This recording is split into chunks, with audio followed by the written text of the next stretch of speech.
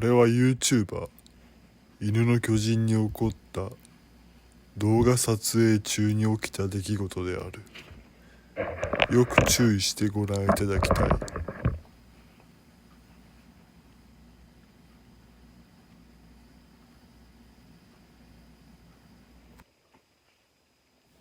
お分かりいただいただろうか。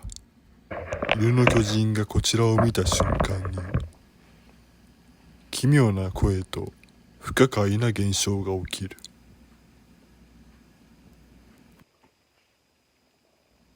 スローでご覧いただこう。上を向いている巨人がこちらを向いた瞬間、小さな声と不可解な現象が起きる。注意してもらいたい。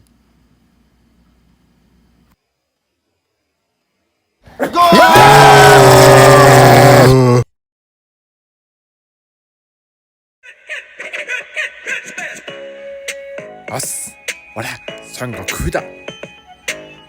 おめえたちのために立ち上がったど。このピカチュウというやつ、ただものじゃねえ気がするぜ。許さねえ。オラにカメハメハブワー。ピカピカピカピカピピカチュウピカピカピカピピカピピカピカピカピカピカピカピカピカピピカピカピカ。おめえなかなかいい踏むのがうめえじゃねえか。やるな。さすがオラのレベルだ。許さねえぞ。